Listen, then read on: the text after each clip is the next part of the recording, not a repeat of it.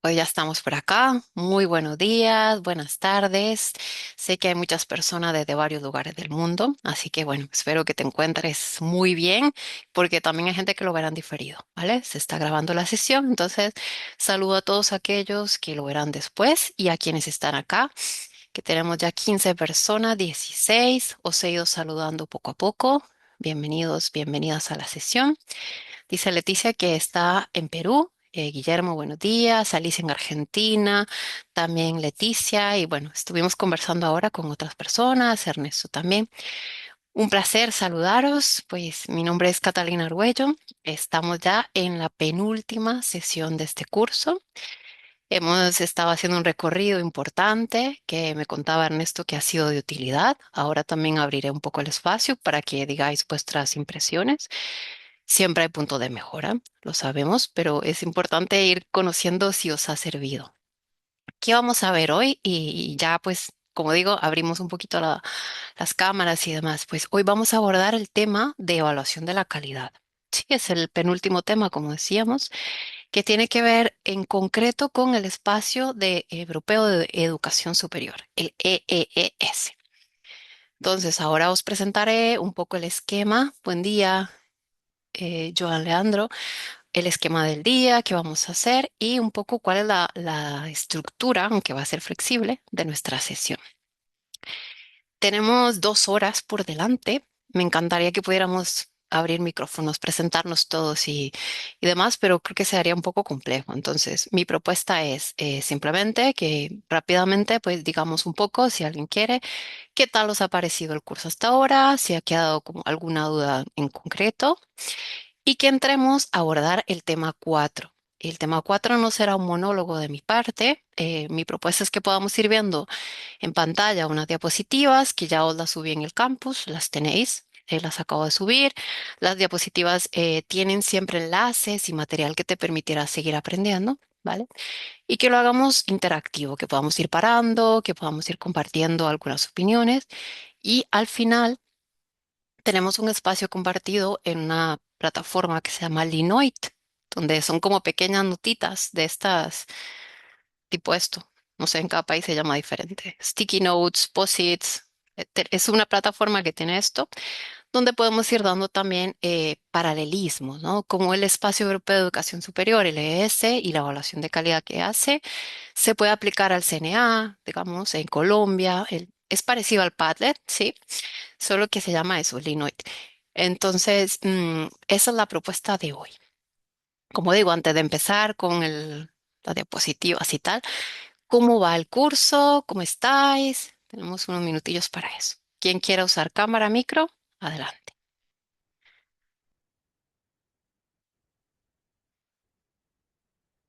O puedes usar el chat si alguien no quiere usar el micrófono todavía. ¿Va bien? ¿Os ha servido? ¿Hay quejas? ¿Estáis más o menos siguiendo? ¿Sabéis que se acaba pronto? Lo que queráis Hola, decir. hola, Hola. hola. Bueno, estoy sin cámara, capaz que en un rato puedo conectarla, Ujú. pero voy con micrófono. Me presento, mi nombre es Mariela Alejandra Vico, soy de Argentina, de la provincia de Córdoba, ciudad de Marco Juárez. Me encantó las clases. La verdad es que estaba medio perdida en la plataforma en cuanto a encontrar el material, pero ya lo pude solucionar con mi tutora. Así que sé que Bien. tengo mucho material para ver y complementar. Igualmente fui siguiendo las clases. Alguna vez pude estar presente sincrónicamente y otras veces lo hice asincrónico. Me resultó muy práctico poder tener esa libertad porque si hay algo que está complicado en mi vida son los horarios.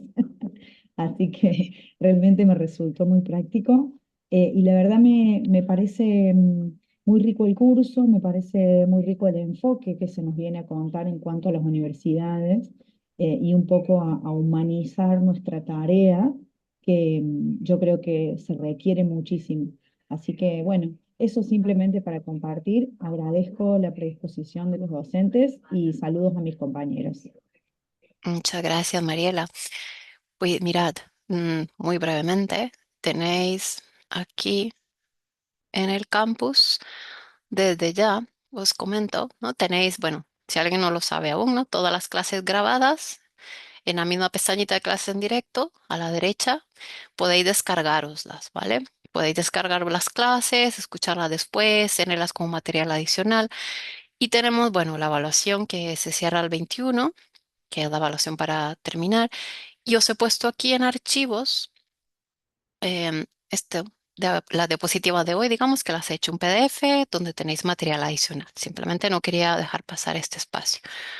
Vale, buenas tardes, dice Graciana. Y buenas tardes, Nancy. Bueno, estamos listos entonces. ¿Os parece? Si alguien más quiere decir algo, pues tenéis siempre el micro, pero a ver, alguien más dice, no dije, sede regional, Marcos Juárez Bernardo Jusay de la Universidad Provincial. Ok, genial, gracias. Bien, tenemos gente de muchos sitios y la idea es pues que podamos aprovechar. Se sigue viendo bien, entiendo. Vamos a ir abordando esta temática que va a dar cierre a, saludos Eric, a este contenido. Bueno, iniciamos entonces, si no hay más. ¿Cómo vamos a organizarnos? Pues vamos a hacer una breve introducción a todo el tema que tiene que ver con para qué evaluamos. Es decir, yo no quiero recitar de aquí solamente los documentos normativos de la educación superior en Europa, tal, sino que hagamos una introducción y una reflexión sobre para qué vamos a evaluar y qué vamos a entender por calidad. Será breve. Luego veremos las características del espacio europeo de educación superior. Veremos cómo se evalúa la calidad y el tema de la acreditación. Y bueno, cerraremos de acuerdo al temario con ejemplos de España y con una puesta en común, ¿vale? Habrá al final también unas conclusiones y un cierre. Cordial saludo a Sandra y a Eric. Vale, seguimos entonces.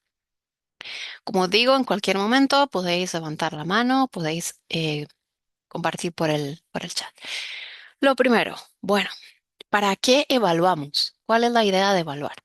¿Vale? ¿Qué pensáis? ¿Tenéis mucha experiencia ya de la lectura, ya de vuestra trayectoria profesional? ¿Para qué evaluamos? ¿Qué pensáis sobre esto?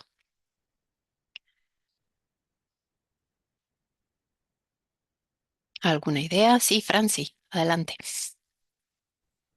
Muy buenos días para todos. Pues yo considero que la evaluación es un proceso que permite establecer qué tanto qué tanto conocemos y qué tanto hemos aprendido de un ejercicio específico. En términos de evaluación ya institucional, eh, cómo nos encontramos frente a unos estándares que se deben alcanzar para lograr objetivos comunes. ¿Mm? Muy bien, pues está muy clara esta idea. También dice Mariela para obtener resultados en pos de mejora, Juan José para fundamentar la toma de decisiones y Graciana para recuperar información que luego nos permita tomar decisiones en torno a la enseñanza. Entonces vamos viendo que tiene un sentido, que evaluar no debería ser la aplicación acrítica, instrumentalizada y a ciegas de los protocolos, sino que tiene un sentido. Tiene varias partes que las iremos viendo. Una de ellas es la recogida de información, ese procesamiento para tomar algún tipo de decisiones y para contrastar con un momento previo, un momento actual o posterior. También nos dice Alicia para transferir conocimientos a ámbitos específicos y medir su impacto. Entonces, realmente, si consideramos todas vuestras definiciones y varios marcos teóricos, que aquí no vamos a ver todos, pero simplemente si integramos todos los marcos teóricos, podríamos decir que hay 6 puntos importantes que caracterizan lo que se considera evaluación o evaluaciones. Es decir, vamos a ver que es un proceso que es necesario en todo lo que tiene que ver con enseñanza y aprendizaje. Es un proceso que es sistemático. Normalmente tiene varias partes, fases que debemos seguir y en cada una de ellas hay diferentes instrumentos, intenciones, actores. Hay una recogida y análisis de estos datos y las últimas dos partes o componentes tendrán que ver con emitir algún tipo de juicio de valor, es decir, juzgar esa información y decidir qué hacer con ella. Buenos días, Joana. Como dije, todo el material está en archivos y si pincháis en los enlaces que os he ido dejando, están las referencias originales de los artículos que he tomado, ¿vale? Entonces, este proceso se puede trabajar en un modelo que, aunque es antiguo, es muy útil, que es el modelo de Hugh y colaboradores, que plantea que elaboramos un proceso que puede ir en tres dimensiones. ¿Vale? A la hora de evaluar en procesos educativos, podemos pensar en evaluar a nivel micro, meso o macro. ¿A alguien le suena este modelo? ¿Alguien lo conoce? El modelo de Hugh. No, sí, no sabe, no responde. Este modelo, no, vale. Bueno, Marcelo, gracias por responder. Pues mira, nos vamos a llevar por lo menos una información interesante. Hay más modelos, pero es bonito visualizarlo en forma de triángulo de pirámide. ¿Qué nos dicen en este trabajo? Bueno, que un nivel micro sería, digamos, la unidad más pequeña. Por ejemplo, un alumnado de una universidad o de un programa, como puede ser este, sería la unidad más pequeña. Nivel meso a nivel de una universidad podrían ser los cursos individuales en educación, es decir, si es un máster en procesos de acreditación, pues cada una de las asignaturas del máster, eso sería un nivel medio de evaluación.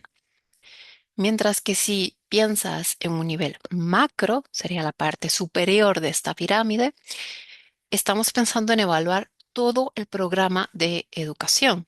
Por ejemplo, toda esa maestría o todo el proceso que hace una facultad.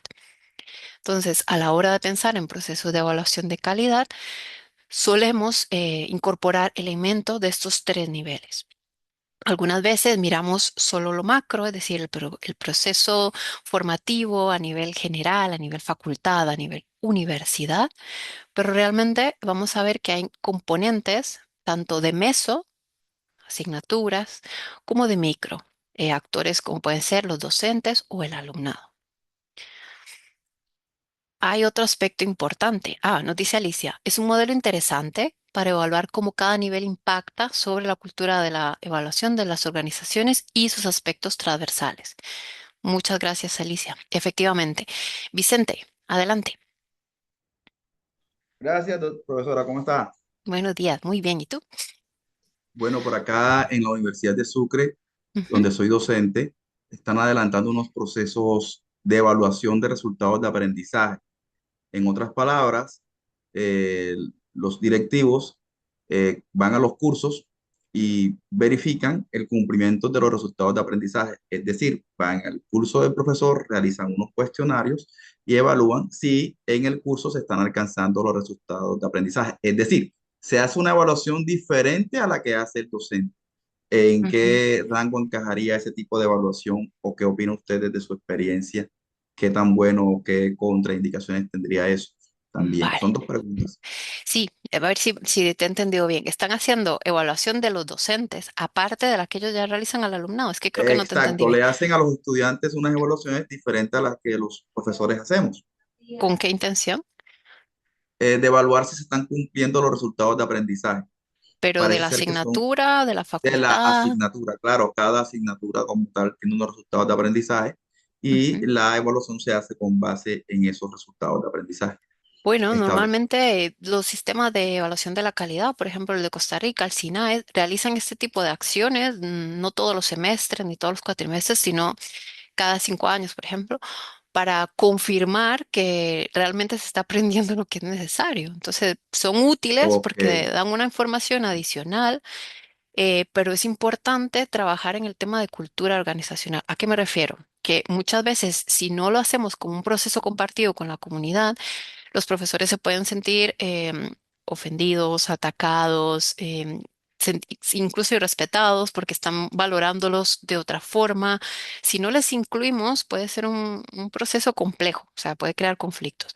Pero si hacemos un proceso compartido donde se les da a entender a todos los miembros de la comunidad que esos exámenes o esas pruebas lo que pretenden es ver dónde estamos fallando, cómo podemos mejorar, confirmar que los procesos que hemos ido realizando son adecuados, o sea, es bueno, es algo positivo, es algo razonable. Pero como te digo, suele haber ese fallo, suele haber el fallo de simplemente evaluar a los alumnos 2 veces. Los alumnos no entienden por qué se evalúan y los profesores se sienten un poco desplazados. No sé si en tu universidad se ha hecho este proceso, digamos, socializar, de crear conciencia colectiva de para qué se hace. Sí, profe, es allí la clave, claro que sí. El profesor debe participar en la evaluación del cuestionario y luego de obtener los resultados, existe una reunión con los profesores en aras de retroalimentar. Digamos, estamos fallando en esto, los estudiantes no están alcanzando esto, o por el contrario, están muy bien en esto. Hay que potencializarlo y esto pues hay que mirar cómo se hace para que se puedan alcanzar los resultados. Entonces sí, se está haciendo de esa forma, claro que sí. Ah, pues si se hace así, pues es algo positivo y varias agencias evaluadoras lo recomiendan, como con esos detalles que hemos ido hablando. O sea, es algo, digamos, interesante de plantear cómo podemos evaluar ese nivel micro que a la vez impacta en el nivel meso, ¿no? En la forma que estamos dando los cursos y todo el Ok, programa. Entonces, creo que es un buen ok, ejemplo. ok.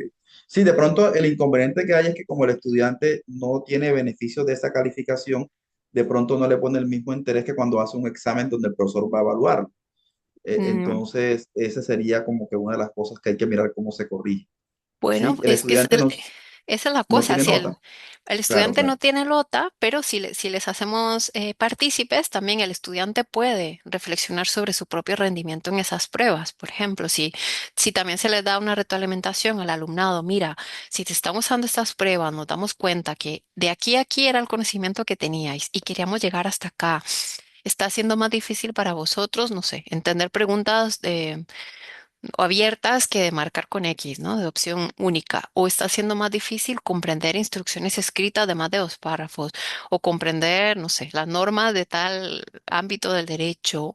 O comprender la aplicación de estas teorías. Entonces, posiblemente no tienen una calificación los alumnos. Es cierto. Pero si entienden, tanto el alumnado como el profesorado, que esa prueba les va a ayudar a conocer el rendimiento y la forma de que su universidad funcione, pueden estar más interesados, porque eso sí es algo que se ha visto que está involucrado en el rendimiento, la motivación. Entonces, importante, si no lo habéis pensado, considerar esto. Ujú. ¿Sí? Muchas gracias, profe. Claro que A sí. ti. Vale, pues seguimos con esta idea. Muchas gracias a ti por el ejemplo. Ahora, si tomamos en cuenta este ejemplo que nos has compartido de los 3 niveles, digamos, es importante pensar en el segundo punto, que sería el tema de qué vamos a entender por calidad. Hemos visto que se puede evaluar en diferentes niveles. Y ahora el segundo componente de esta sesión sería la calidad. ¿Cómo vamos a entender calidad? ¿Qué pensáis? ¿O cómo la entendéis en vuestros procesos? ¿Qué sería calidad?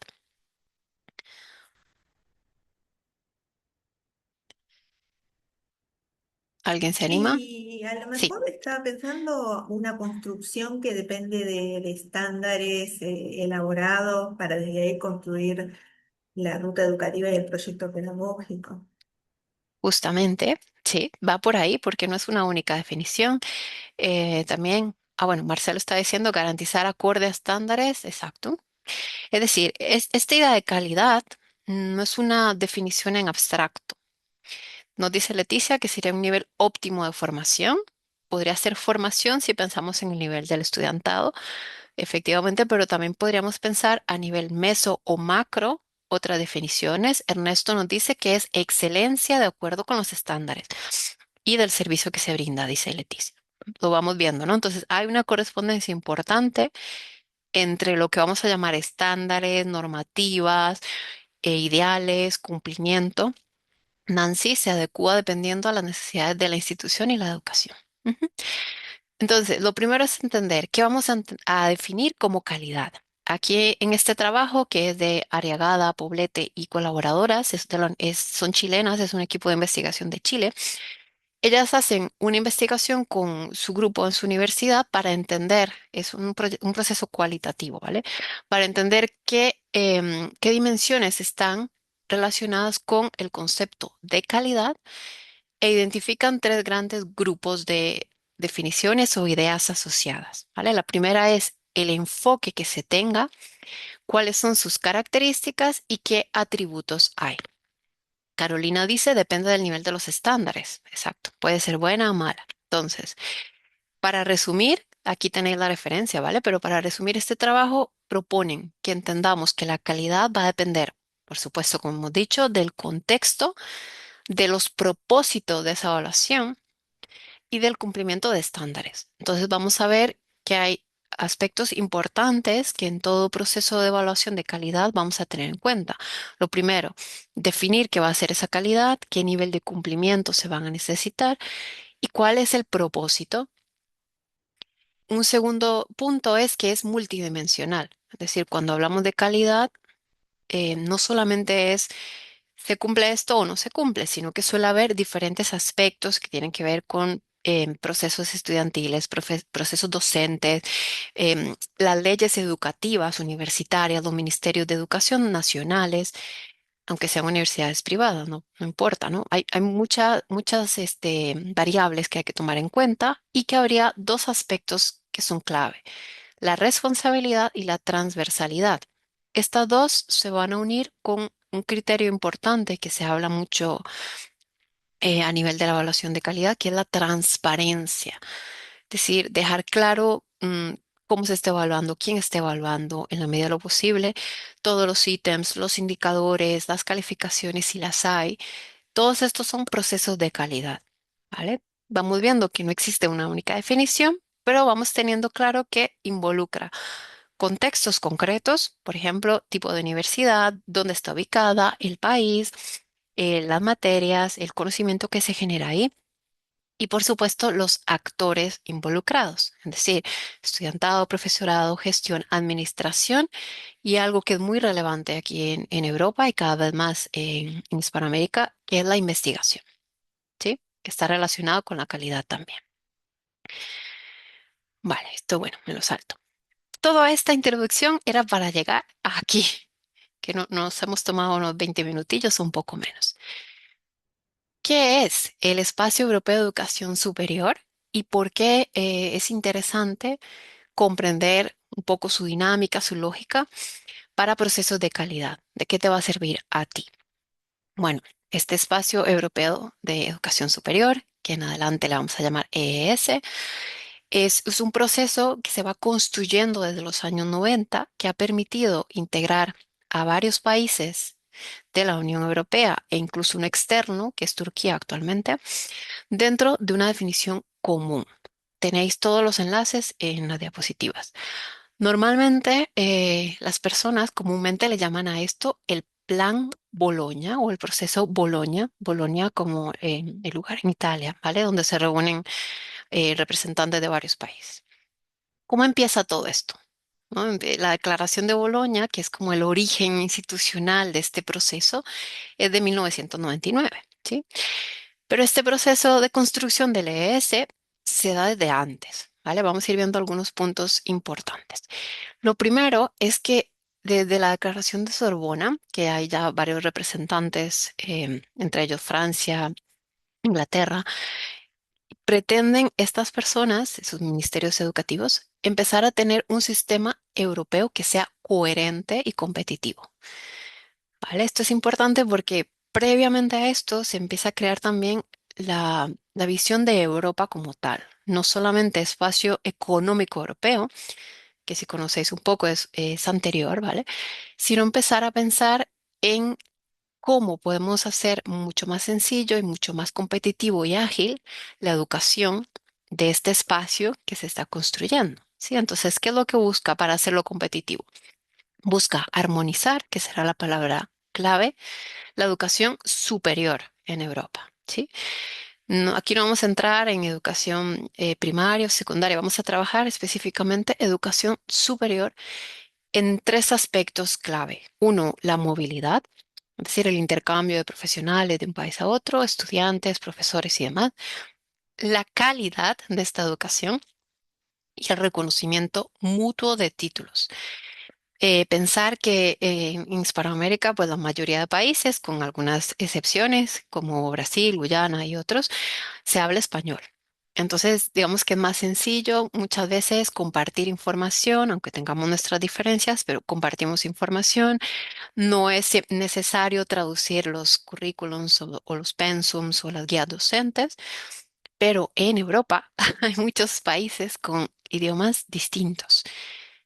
Y si tú estudias en Alemania, en Polonia o en España, pues ya empieza a haber primero la barrera cultural, pero luego la barrera del idioma y de cómo se entendía en cada país esa calidad educativa. ¿Sí? Entonces, se formaliza, como digo, en Italia, en Bolonia, esta decisión en firme de crear un espacio común entre los miembros de Europa. Y como antecedente, que tenéis aquí abajo el PDF entero, hay una declaración en Sorbona, en Francia, donde se promueve ya esta visión compartida. Muy brevemente vamos a ver cómo está la línea del tiempo, ¿no? Entonces, en 1998 hay una reunión. Están los ministros de estos cuatro países iniciales, que recordad que en el 98 eran potentes a nivel mundial, ¿no? Potentes en cuanto a su industria y su economía. Entonces se reúnen ministros de Francia, Alemania, Italia y Reino Unido. Abogan por este principal interés de construir este proceso común y en el 99 se inicia con 29 países miembros. Luego se han ido incorporando más. Al día de hoy hay 50 países, aunque pues, hay temas políticos. Por ejemplo, Rusia tiene suspendido algunos unos temas con esto, pero para que os hagáis una idea, ¿sí? Desde la adopción de la Declaración de Bolonia, se empieza a crear lo que hemos dicho que va a ser relevantes, los estándares, que le vamos a llamar ESG, que son las siglas en inglés, que son los protocolos, las guías, que son los que van a marcar las rutas para esa evaluación de calidad. Se inician para el 2005. ¿Vale? Vamos teniendo esos 6 años de trabajo entre varias comisiones de los países hasta que en el 2015 se revisan y se adoptan en la conferencia ministerial. ¿Vale? En todo este proceso, en el medio, se había propuesto que en el 2010 fuera una fecha límite para implementar las reformas. ¿Esto qué quiere decir? Que entre que se adopta la Declaración de Bolonia y 2010, cada uno de los países tenía que empezar a hacer pequeños cambios y a veces grandes cambios en su maquinaria educativa universitaria, de forma tal que todos los países entendiéramos lo mismo por calidad, acreditación y algo que vamos a ver en breve, todos los países entendiéramos lo mismo por bachillerato, grado o licenciatura universitaria, máster o maestría y doctorado. ¿Vale? Ahora, puntos importantes. Aquí, bueno, lo conforman 50 y la Comisión Europea, ¿sí? Esta Comisión Europea está, digamos, por encima de los países, es un órgano supranacional que tiene que ver también con lo que rige Bélgica y Bruselas en concreto, ¿no? La comunidad económica, no, perdón, la Unión Europea. Y siempre me preguntáis esto, ¿no? Como para ser miembro de la ES, ¿qué se necesita? ¿No? Hay que cumplir con unos criterios muy puntuales, entre ellos ser parte del Convenio Cultural Europeo. Este convenio, pues lo que establece son pues los derechos, deberes, aspiraciones y valores fundacionales de la Unión Europea, ¿sí? Y también pues de la expresión cultural y demás. Entonces son una serie de formas de pensar, ¿no? De entender la cultura europea y su cultura. Y hay que ser parte de ello, ¿no? Adherirse, formarse en ello y declarar su voluntad de aplicar los objetivos concretos del Plan Bolonia. Entonces, pues yo, si como país, por ejemplo, Turquía, que no es parte de Europa, pero si Turquía se vuelve parte, digamos, de este convenio, hace todos sus procesos, empieza a reformar su educación, pues puede presentar su candidatura y ser parte, ¿sí? Como empecé diciéndoos, hay un tema político de fondo siempre en estos procesos.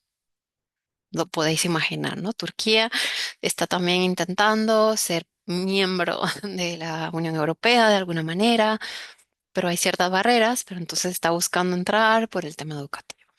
Bien, ahora, antes de ponerme a ver como los aspectos que definen el EES, ¿cómo vamos? ¿Cómo estáis? ¿Conocéis ya este espacio de educación europea? ¿No? ¿Sí? ¿Os ha servido una pequeña introducción? Marcelo dice que sí. Vale,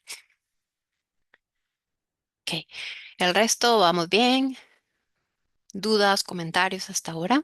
Bueno, en el caso del Perú han Ujú, servido de base todo esto y todo ujú, estos modelos para la elaboración del modelo de acreditación de universidades, del CINEACE, ¿no?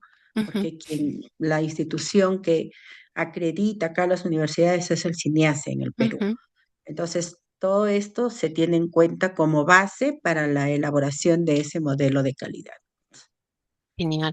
Sí, Sí. efectivamente, como dices, ha servido este proceso europeo compartido como, digamos, fundamento o insumo, mejor dicho, como insumo para algunas de las reformas educativas en Hispanoamérica. Entonces, es interesante porque retoma algunos de esos espíritus de homogenizar, de compartir, de aspirar a la calidad, pero también tiene sus diferencias contextuales.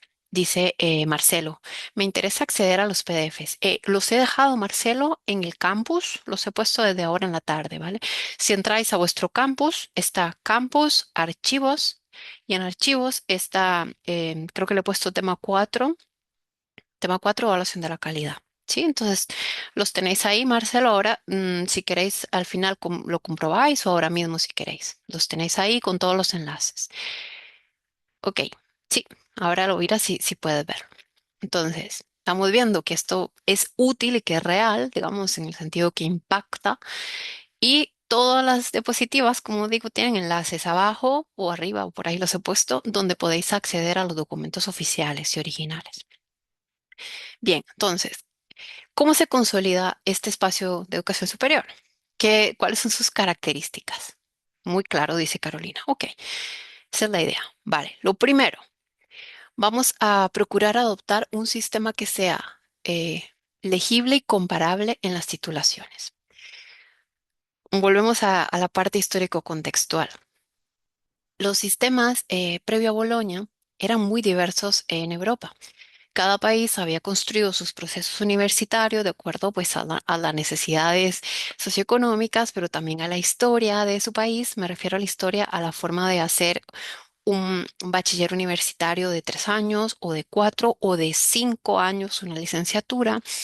Luego pues hacer una parte, digamos, más enfocada a la profesionalización académica, los másters o la maestría, y luego mucho más difícil los doctorados. Entonces, pensar que cada país tenía su forma, su idioma y su creditaje. Entonces, lo primero fue crear un sistema de titulaciones que pudiera ser comparable. ¿A qué me refiero con esto? Por ejemplo, algunos de vuestros países, incluido mi otro país, que como dije soy de Costa Rica originalmente, costarricense española, porque ya soy de aquí también. Costa Rica tenía las licenciaturas, o sea, el primer grado profesional que se da de 5 años. Pues luego también tenía el bachillerato universitario, que era 4 años, y posteriormente el posgrado y el doctorado. Sé que en Chile, en Colombia, en Perú, hay diferentes formas de entenderlo, incluso de nombrarlo. Si queréis confirmarlo por aquí, si alguien de otro país no lo conoce, ¿cómo se da la titulación en Chile, por ejemplo? Para que no lo diga yo. El primer título universitario es el bachiller, la licenciatura. En Colombia, ¿cómo se hace? Es distinto también, ¿no? No sé si tenemos a alguien aquí a ver, en Argentina es la licenciatura, por ejemplo, dice Silvana. Ujú. Pero en otros países es el bachiller. En Colombia es a nivel profesional, ¿cierto? Sí, Título profesional se llama. exacto. Y, Hay y, especializaciones ujú, que demoran aproximadamente un año. Luego siguen las maestrías que demoran de año y medio a dos. Y los eso, doctorados que son de 4 años. Comenzaron de 5, en este momento están todos como estandarizados en 4 años. O muy sea, bien. el Ujú. pregrado se llama pregrado o profesionalización. Está la especialización, la maestría y los doctorados. Justo, pues esa es la misma idea que además lo estás diciendo muy bien. En Colombia también ha ido cambiando el doctorado de 5 a 4 y va a ir cambiando también un poco más, posiblemente por las dinámicas mundiales. Gracias. En Perú también es bachiller, luego título profesional. En María Laura nos dice que en Chile es la licenciatura. Entonces, vamos viendo que va habiendo cambios. En España solía ser también un bachillerato o licenciatura, Pero con este cambio en Bolonia ahora se llama grado. Es el grado universitario, que esto es equiparable a todos los países europeos, es decir, el grado universitario, 4 años, ¿vale? Luego el máster, que se llama, o que es la equivalencia a la maestría hispanoamericana, digamos, que suele ser 1 año y medio o incluso 1 año, que hay dos tipos, que son maestrías profesionales y académicas, y luego los doctorados, que suelen durar 4 años, pero hay algunas posibilidades de hacerlo en 3 y un máximo de 5. También nos dice Marilis, ay, se me ha movido, perdón. Tecnológico, nivel universitario, profesional, magíster, doctorado y postdoc. También está esa categoría postdoc, muy bien. Y también para el caso de biología, se da, por ejemplo, nos dice Camilo, el título de biólogo, el bachillerato científico y el bachiller en ciencias. Entonces, imaginaros todo esto en 49 países, con diferentes idiomas, diferentes historias y diferentes formas de entenderlo. Entonces, lo primero fue ponerse de acuerdo. ¿Cómo podemos hacer que sea igual en los tres? ¿Cómo podemos hacerlo comparable? En Argentina, abren luego a la elaboración de tesis académicas o profesionales, dice Alicia. Esta es la misma propuesta. Sí, muy bien, Alicia. Luego, bueno, esta adopción del sistema nos lleva a entender que hay 3 ciclos formativos a nivel universitario. Como decía, grado, que es tu primera titulación, el grado te da acceso al máster y el máster al doctorado. El postdoc, si bien es una, digamos, posibilidad educativa, no está arreglada en el sentido de ser parte de ese sistema de 3 ciclos. ¿Por qué? Porque es una cuestión más voluntaria que oficial. ¿A qué me refiero? Tú puedes ser doctora en psicología, como en mi caso, pero no tienes por qué hacer un postdoc para ejercer como docente. Es ideal, es recomendable, te da estatus, pero no es parte de tu carrera formativa. ¿Se entiende esto? ¿Sí? Entonces son los 3 grados principales, ¿no? Otra característica es poder facilitar la movilidad académica y profesional. Pensar que aquí, pues, bueno, hubo 2 guerras mundiales, muchos conflictos entre varios países, a lo interno, a lo externo, en muchos bloques ideológicos y demás. Una de estas propuestas de unificar el espacio europeo y su educación era permitir también el intercambio entre personas. Es decir, que si tú como española te puedes ir a Holanda un semestre a aprender el idioma, a llevar un curso en la universidad, que luego cuando regreses a España, no solamente te traigan la experiencia positiva de haber estado ahí, sino también se te convalide esos 6 meses, 4 que estuviste ahí por una asignatura de tu carrera. ¿Vale? Lo mismo a nivel docente. Si yo me quiero ir a Grecia a impartir un curso de 4 meses a la Universidad de Atenas, pues que mi carrera profesional aquí en España también me reconozca ese proceso. Esta es la idea de la movilidad, que haya ese sistema compatible, pero también que haya dinero, inversión y capacidad de aceptación de personas que entren y salgan de sus sistemas. Luego tenemos algo que es clave con el Plan Bolonia, que es el cambio de créditos, de ECTS. Los créditos de transferencia y de créditos como tal se entiende a las unidades temporales, o sea, al tiempo que tiene que dedicar un estudiante a una asignatura. ¿Vale? Esto sé que lo tenéis en cada una de vuestras universidades. Previo a Bolonia, pues cada país y universidad tenía los créditos a su forma. Quiero decir, cada una ponía 6 créditos, 10 créditos y en cada contexto universitario se entendía que un crédito eran 3 horas o que un crédito era 1 hora, etcétera. Cuando se implanta el Sistema Europeo de Transferencia y Acumulación de Créditos, STGC, todas las asignaturas y todos los procesos educativos en Europa tienen el mismo creditaje. Esto facilita los pasos previos que hemos visto, porque una licenciatura, ahora llamado grado, en química o en psicología o en medicina de Francia se puede convalidar, equiparar fácilmente dentro de los protocolos, ¿no? Con uno de Alemania. ¿Sí? Hasta aquí vamos siguiendo esto. Luego, lo que vemos como criterio de calidad, se aplican los estándares para asegurar la calidad tanto interna como externa, es decir, hay unos procesos muy claros para garantizar o por lo menos favorecer que a nivel de cada universidad, de cada país y de todo el sistema europeo se mantenga esa calidad. Un pilar que todavía sigue siendo un poquito cojo es incorporar la dimensión social, ¿vale? La inclusión. Entonces, todo este proceso formativo de Bolonia también promovía pues el acceso a una universidad mucho más abierta, de calidad, que fuera inclusiva, que permitiera que colectivos que históricamente habían sido marginalizados o excluidos pudieran incorporarse en las aulas, crear programas de becas, facilitar también pues el reconocimiento de otras lenguas, de otras perspectivas y culturas, ¿vale? Otro aspecto, el aprendizaje a lo largo de la vida. Plan Boloña, Espacio Europeo de Educación Superior, propone no solamente quedarte en ese sistema de 3 ciclos que está reglado, sino que también te invita a ti a que puedas seguirte formando a lo largo de tu vida. Entonces, hay cada vez más cátedras abiertas, pequeños cursos, formaciones a la comunidad y otros aspectos que están relacionados con esa idea de que nunca dejamos de aprender. Hago una pausa un momento, nos dice Leticia. En Perú, 16 horas de teoría es un crédito y 32 horas de práctica es un crédito. Entonces, para obtener un bachillerato es necesario completar un mínimo de 208 créditos, maestrías 38 y doctorados 64. ¿Ves? Por ejemplo, lo tenéis muy claro. Leticia, muchas gracias. Esta era una forma de entenderlo en cada país. Ahora os pondré un ejemplo de España también, pero esto habría que hacerlo homogéneo. Entonces, fue uno de los aspectos para Bolonia, ¿vale? Seguimos.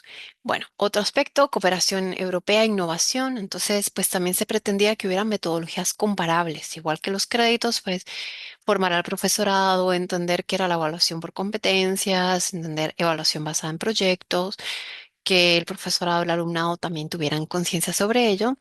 Y un aspecto clave, que esto es muy relevante, existe por constitución, digamos, de este espacio, un respeto por la autonomía universitaria. No se pretende que todas las universidades sean iguales y enseñen exactamente lo mismo y de la misma forma, sino que tengan procesos que puedan ser evaluados en criterios de calidad, pero cada uno de acuerdo a su forma, su historia, su cultura, su manera, respetando unos criterios mínimos. Esto es importante porque si no sería 50 países haciendo lo mismo y no tendría ninguna diferencia estudiar en Noruega, con España, con Italia, con Francia o Portugal. Entonces, hay diferencias contextuales, culturales, de cultura organizacional, de forma de ser, pero hay procesos que facilitan esa cooperación y esa comparación de los procesos educativos, ¿sí? Entonces se vive en esa tensión. Bueno, hay otro punto que no me explayo mucho, pero se pretende también tener una conexión con el mercado laboral. Esto puede ser peliagudo. ¿Por qué? Porque si solamente abrimos asignaturas o carreras dependiendo de la empleabilidad y del enfoque de mercado, pues podemos tener los problemas que tenemos en algunos espacios, y es que el arte, la filosofía y algunos otros procesos no son tan rentables. Hago las comillas. Entonces, en este punto hay una discusión constante sobre, ok, vamos a preparar al alumnado para que pueda formarse para un empleo, que es parte de lo que hace la universidad, pero también formarla en competencias críticas, de ciudadanía, en una visión, digamos, más amplia, pero no solamente vamos a bajar o subir matrículas pensando en si esta carrera es rentable. Entonces, también es un punto a tener en cuenta. Se realizan también programas de intercambio, de idiomas, de cultura, de maestría, de doctorado y algo importantísimo. Y con esto cierro esta parte.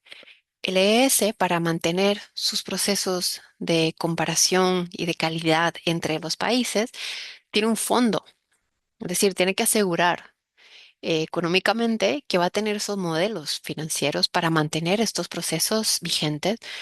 Si no, todo lo que hemos dicho se va al garete, si no, no tiene sentido. Entonces hay un fondo, hay una parte del ES que controla pues los gastos, la inversión y que mantiene claridad y transparencia sobre ello. ¿Sí? Bien, ¿cómo vamos por aquí? Hasta aquí. Muy bien, muchas gracias. ¿Sí? Bien. Súper, dice Silvina, sí, sí lo he dicho. Vale, ¿se va entendiendo? Bien, ok, ok. No quiero que sea esto un monólogo, si alguien quiere opinar, pues también. Vamos viendo ahora. ¿Qué vamos a entender entonces por calidad en el ES? Hemos dicho que la calidad va a depender de un contexto, de una definición concreta, múltiples dimensiones y unos estándares, unos procesos. Entonces, ¿qué vamos a entender en concreto? Vamos a ver que los programas educativos sean relevantes. Entonces, algo que va a entender el espacio europeo va a ser que lo que se aprenda, esto lo que digo es en teoría, ¿vale?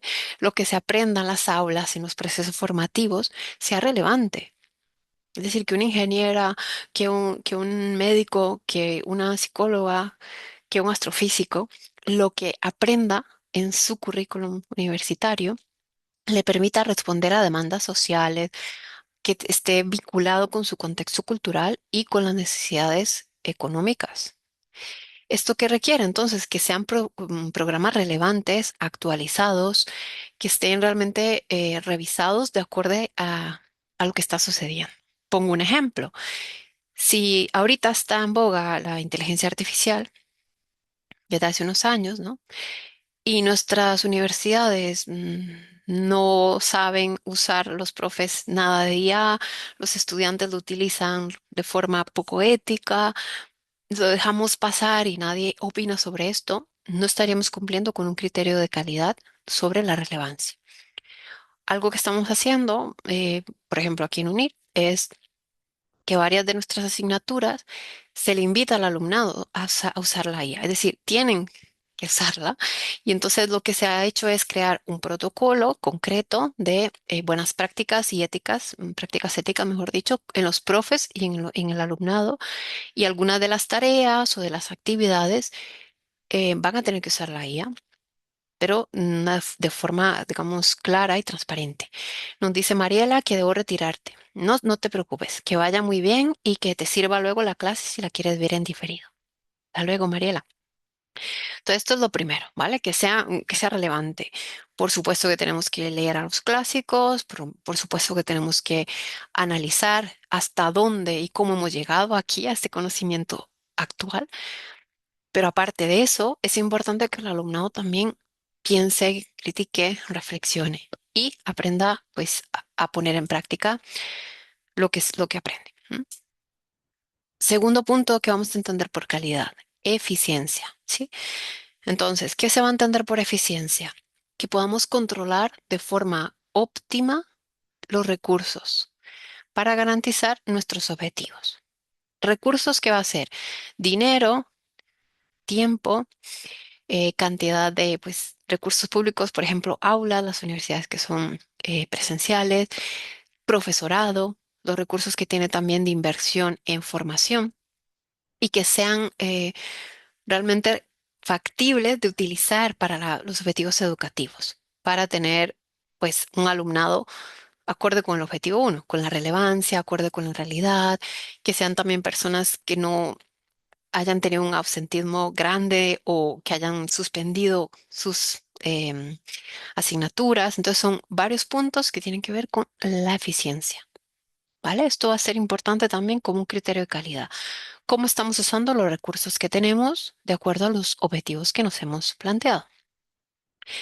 Transparencia, os lo adelantaba al principio, poder dar cuenta de los resultados a todas las personas interesadas, que sean accesibles, que sean públicas. Cada vez hay más repositorios institucionales abiertos o mecanismos que permitan llevar lo que llamamos rendición de cuentas, ¿no? Accountability en inglés, esta posibilidad de dejar claro qué se ha hecho con los recursos, cómo los hemos usado y de qué manera. Y otro punto que se va a entender como parte de la calidad va a ser la posibilidad de mejorar continuamente, que antes lo hablábamos con tu caso que ponía de ejemplo, ¿vale? ¿Qué es esta idea de mejorar? Pues poder revisar constantemente nuestras prácticas y mejorar tanto los programas educativos como las prácticas docentes, las prácticas de inclusión o la formación que tiene nuestro profesorado. ¿Sí? Entonces, mejora continua. Los seres humanos, por nuestro apego al ego, no nos gusta mucho que, en general, ¿vale? Que nos critiquen, que nos digan que algo no está bien, que algo se puede hacer de otra forma, incluso que nos den un jalón de orejas. No suele gustar, ¿vale? Pero esta mejora continua involucra esa parte, involucra decir, "Ah, ok, ok, yo creía que lo estaba haciendo bien y posiblemente lo hago lo mejor posible." Y ya te doy la palabra, Fran. Pero si nos miramos entre todas y todos y nos damos cuenta cómo se hace en otro país, cómo se hace en otra universidad, qué podría ser diferente y en qué estoy fallando y en qué está fallando mi alumnado, podemos mejorar, ¿vale? Dejo de compartir. Francia, adelante. Muchas gracias, doctora. Una pregunta en términos de la transferencia que estaba nombrando en este ejercicio.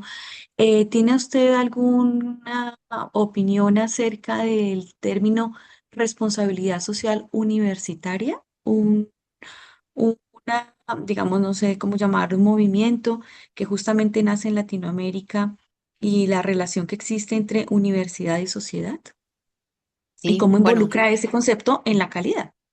Claro, aquí, bueno, aquí le llamamos transparencia, quiero decir, aquí en el ES, pero efectivamente yo dentro de mis clases como docente utilizo mucho ese movimiento. ¿Por qué? Porque la universidad sin contribución a la sociedad no tiene sentido.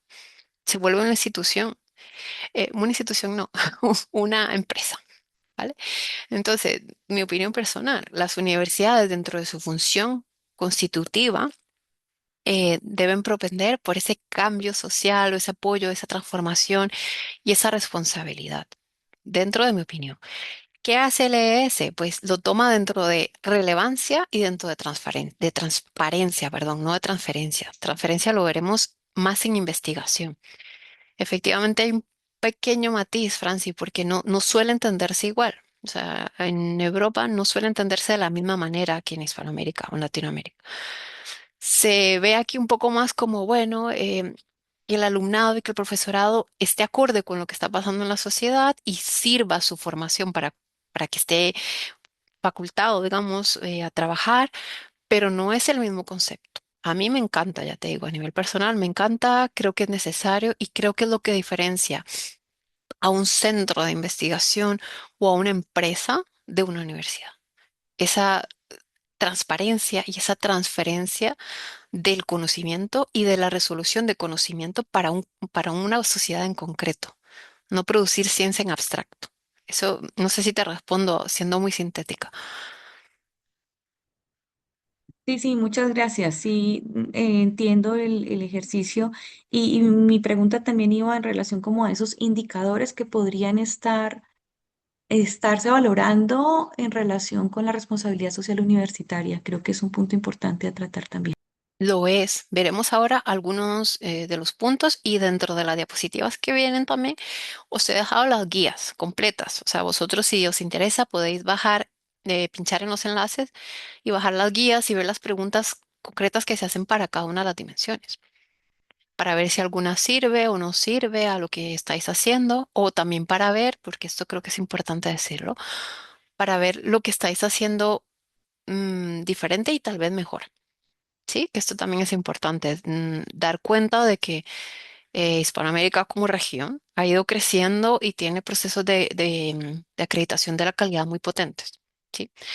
A mí hoy me toca hablar de la de Europa, pero también conozco algunas de Hispanoamérica y sé que hay un proceso importante de transferencia, transparencia y responsabilidad social, como bien dices. Así que los veremos ahora algunos indicadores y si tú o alguien más tiene conocimiento, ya que hay una red aquí en el grupo de este curso, podéis también intercambiar esa información que creo que es relevante. Entonces, volviendo, gracias Franci por la pregunta y la intervención. Esta idea entonces, ¿qué vamos a entender finalmente por calidad? Si lo resumimos mucho, mucho, mucho, cumplir estos objetivos y estos estándares de la guía, ¿sí? Que vamos a llamar, que dijimos ESG. Entonces, estos estándares, Standards and Guidelines for Quality Assurance en el espacio europeo, van a ser los que van a proporcionar una guía común a todos los países. Entonces, vamos a ver algunos de esos materiales, esa forma de entenderlo, para que pensemos si pueden ser de utilidad. Sí. Entonces, esas guías, esos estándares, utilizan tres grandes áreas, que si recordáis mi introducción con la pirámide de Hugh, podemos ver que hay garantía interna de calidad. Garantía interna va a ser tu propia institución educativa, por ejemplo. Esto es la garantía interna, es decir, en mi facultad, en mi universidad, en mi centro educativo, voy a hacer un cumplimiento de esos estándares hasta un cierto nivel para promover, facilitar, mejorar y supervisar la calidad, ¿vale? Luego estaría la calidad externa, que la puede hacer, pues, a nivel de país, a nivel de otros organismos, y luego la evaluación de las agencias de calidad. Es decir, el punto 2, la garantía externa, la van a hacer, por ejemplo, el CNA en Colombia, en Chile, ¿no? Los centros de acreditación nacional, el SINAES, los institutos también de evaluación que hay en otros contextos. Esas agencias van a evaluar a las universidades, por lo tanto, se considera una evaluación externa. Pero en Europa hay un punto más. Al ser esa unión, tenemos quien evalúa a las agencias. Es decir, hay una evaluación a nivel de EES, de Espacio Europeo de Educación Superior, de esas agencias, procurando esa visión transversal de la calidad. Vamos a ver. Dice, profe, debo retirarme también. Estoy en mi trabajo y me tomé un momento. Dice Silvina, no te preocupes, que vaya muy bien, muy buenas tardes y suerte. Cineace en Perú, ¿verdad? Y Sunedu, nos dice Leticia. Exacto. Perdón que a veces se me hace un poco mezcla de todo. Gracias, Leticia. Te puedo poner aquí una manita, que a veces de verdad se me confunden, lo siento. El Sunedu, el Cineace, el Sinaes, ¿vale? Y hay otros. Entonces, esos serían como los tres espacios.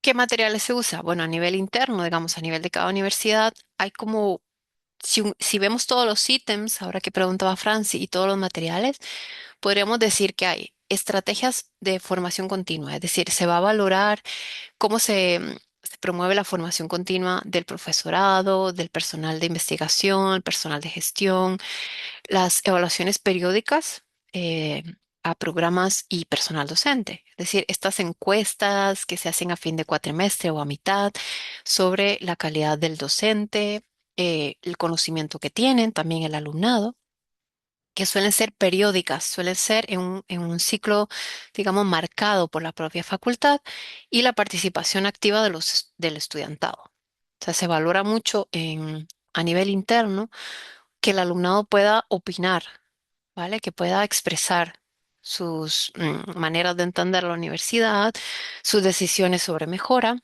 y, bueno, los procesos de evaluación en sí. Perdonad un segundo. Si me pongo a hablar mucho y no tomo agua, mal. Entonces, eso sería como un primer punto. Como decía, hay cierta autonomía, pero todos los países tendrían que cumplir con estas guías de estratégicas para valorar la calidad.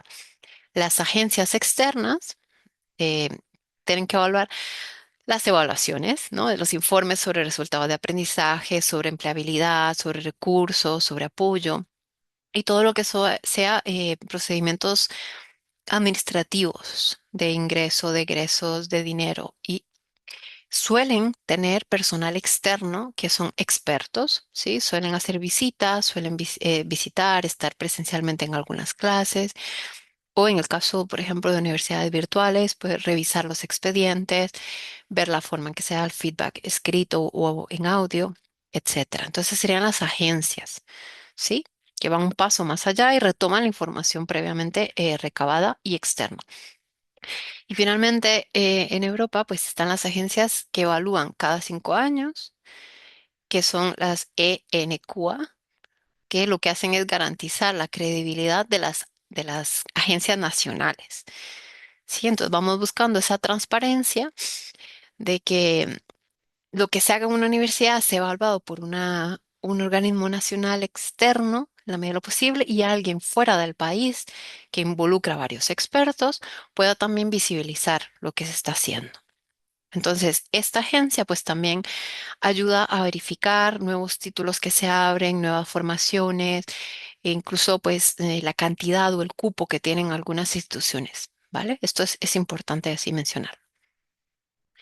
Os voy a dejar aquí en las diapositivas lo tenéis en archivos, ¿vale? Los estándares que hemos dicho, los fines que tienen, quién los utiliza, cuáles son sus principios y algunos ejemplos. Sí, lo tenéis ahí abajo, os he dejado el enlace.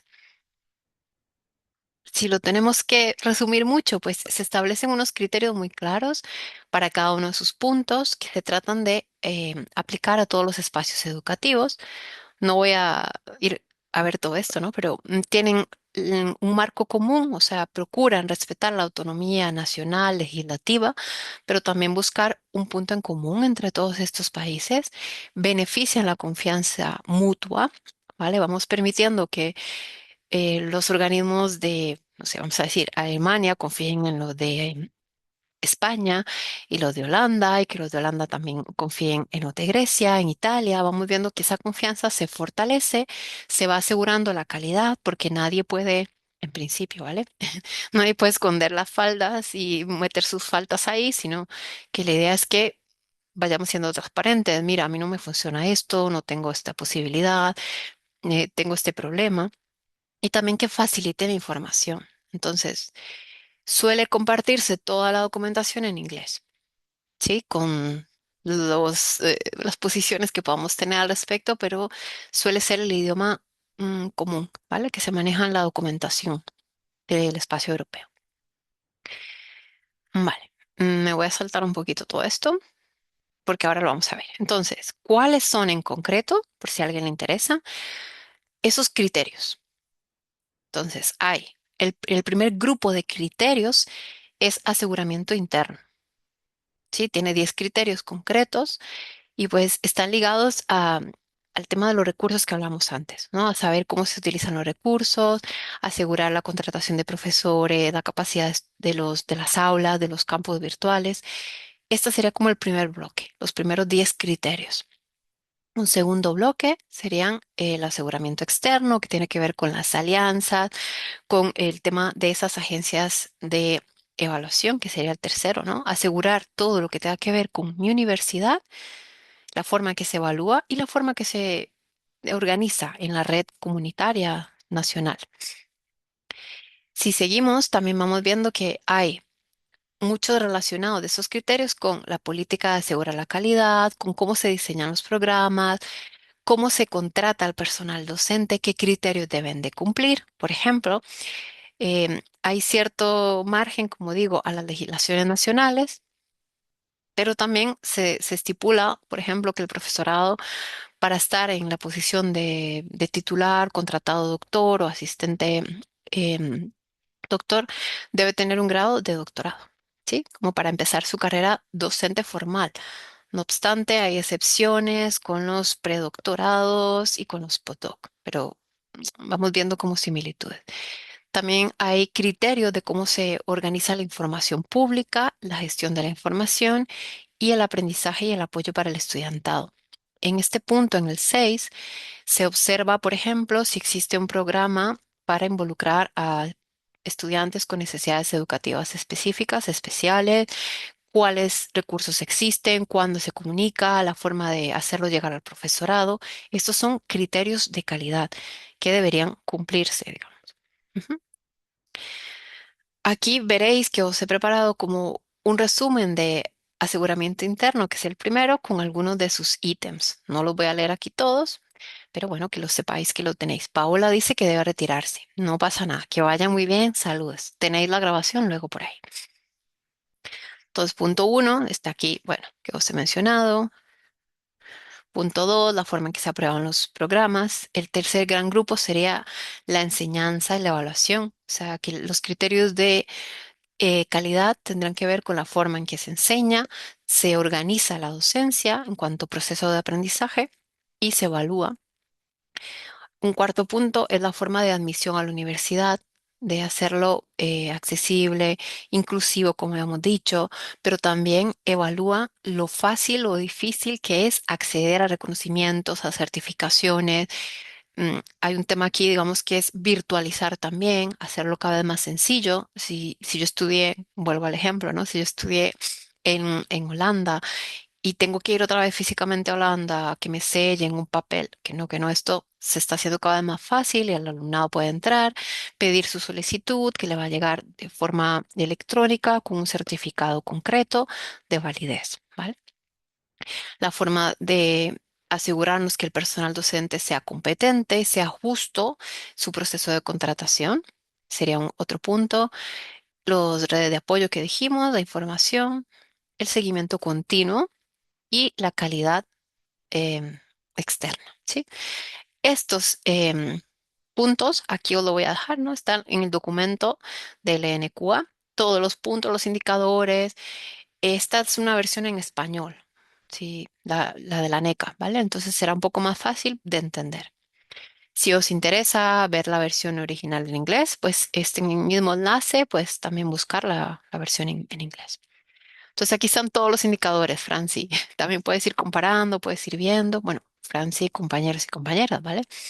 Podéis ver cada uno de ellos, todos los criterios, los puntos, los ítems, digamos, que se utilizan. ¿Sí? Bien, vamos bien de tiempo. Ahora, de lo que llevamos hasta el momento, mm, ¿qué os parece? ¿Os ha parecido interesante? Esto es la forma de entenderlo a nivel europeo. Parte de nuestro objetivo para hoy es que pudiéramos darte un ejemplo de España, que es lo que voy a hacer a continuación. Pero antes de entrar al ejemplo, me gustaría pues escucharte si tienes alguna pregunta, algún comentario sobre lo que estamos conversando,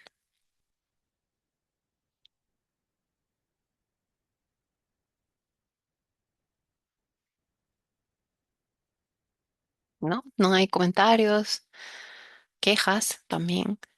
Sí, Muy sí las hubiera. interesante me pareció la perspectiva de cómo tienen incorporado, digamos, el sistema, digamos, de evaluación, sobre todo la concepción de evaluación ya más integral, ¿no? En ese sentido.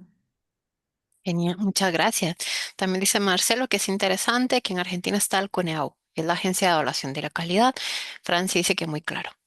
Vale, pues bien, entonces vamos bien. Creo que puede servir de insumo, ¿vale? Ahora, la propuesta es que veamos a continuación cómo se evalúa en la Agencia Nacional de Evaluación de la Calidad, que en España es la ANECA. La ANECA sería el equivalente a esa agencia que evalúa a todas las universidades y centros de investigación, ¿sí? Entonces veremos la forma de organizarse de esta agencia y también os he dejado aquí en las diapositivas los enlaces de cuáles son los criterios, las directrices, el espacio europeo de investigación y, bueno, cómo se puede, digamos, ver un ejemplo real con estos procesos. ¿Qué hace la NECA? Bueno, la NECA sería la encargada en España de velar porque todas las instituciones educativas de educación superior, ¿vale? Estén cumpliendo en la medida de lo posible con esos estándares de calidad y de hacer observaciones cada 5 años a los entes, pero también cuando se crean títulos y, muy importante, evaluar a los profesores en tu carrera docente y en tu carrera investigativa, que están en España de la mano, para bien o para mal, ¿vale? Ahora veremos un poco más.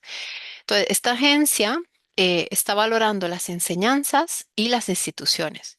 Es decir, evalúa los procesos de educación, pero también qué hacen las universidades y quiénes están ahí. Entonces tiene tres grandes programas. Está el Verifica.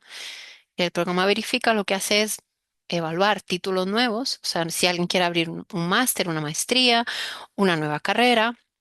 Ahora hay como mucha polémica porque están abriendo maestrías en ingeniería de IA, por ejemplo, pero algunas universidades se las aprueban, otras no, dependiendo de la región. Esto es un tema polémico.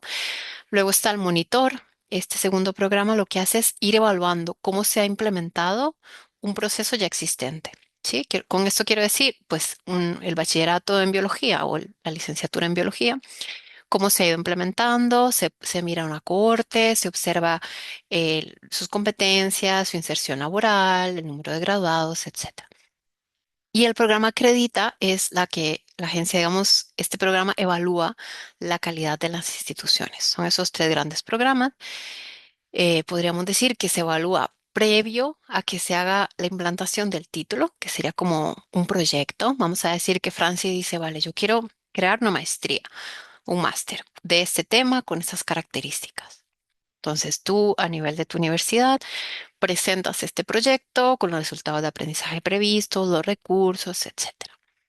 Si te dan el visto bueno, pues tendrías la capacidad de hacer la implantación y lo que se te daría es un proceso de seguimiento, ¿vale? De seguimiento de cómo se ha ido cumpliendo lo que has propuesto. Y por último, la evaluación posterior, que sería la rendición de cuentas, es decir, qué se ha conseguido, qué no se ha conseguido, qué se proyectó mal o bien, qué cosas se pueden mejorar, ¿vale?